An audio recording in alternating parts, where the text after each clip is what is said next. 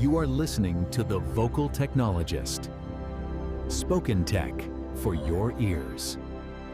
Welcome back, everyone. Today we're really unpacking some fascinating shifts, stuff about how tech is changing our shopping, what actually makes us click buy, and even who's winning the screen time war. Exactly. We've got some great insights lined up. Yeah. It's all about understanding the why behind what you're seeing online, what lands in your inbox, the subtle stuff. Okay, let's jump right in. First up, AI and shopping. I mean, imagine buying something right inside a chatbot.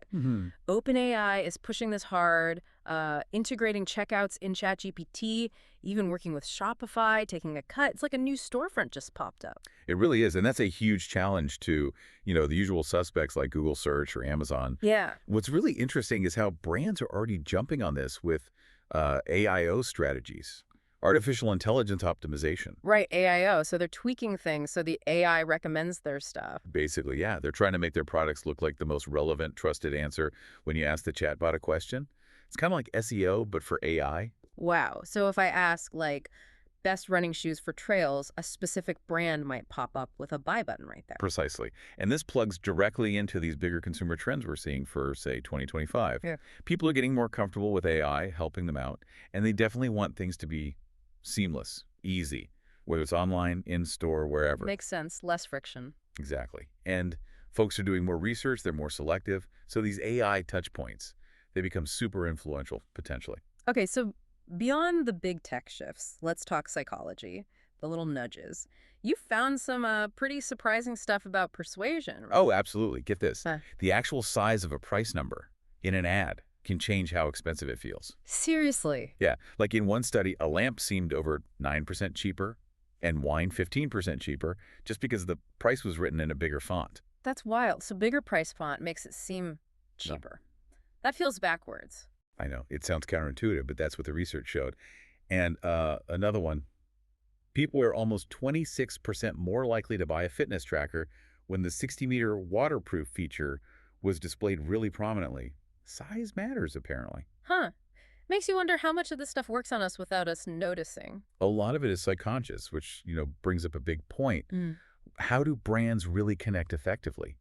If something simple like font size has that much pull, Right. it often points to this disconnect, sometimes called the brand demand disconnect.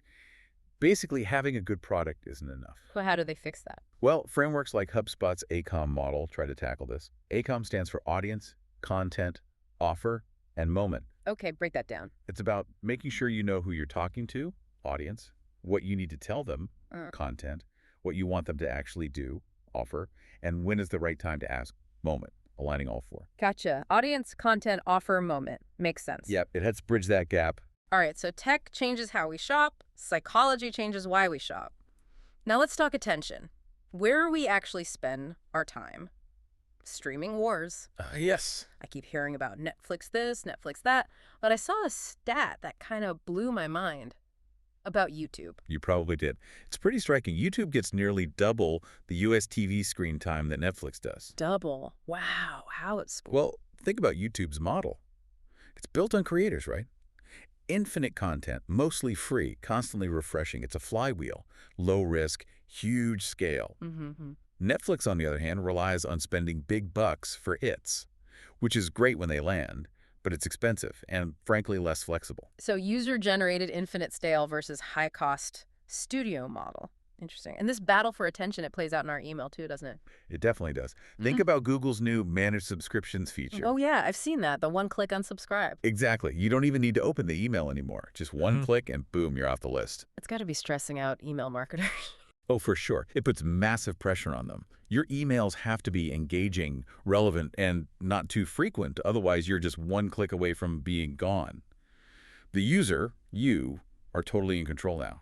So wrapping this all up, what's the big picture for everyone listening? Well, you've got AI changing how you find and buy things. Yeah. You've got these subtle psychological tricks influencing your choices, like font sizes. Right. And you've got this constant battle for your eyeballs, whether it's YouTube versus Netflix or just trying to manage your inbox. The digital world just keeps changing faster and faster, it seems. So the takeaway is? The key takeaway, I think, is just being aware.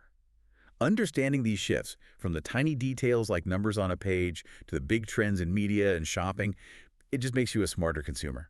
And maybe a better communicator, too. Good point. Makes you think. It does. So maybe a final thought for everyone. What trends are you noticing lately? What little things feel like they're subtly changing how you interact with brands or content every single day? Something to chew on.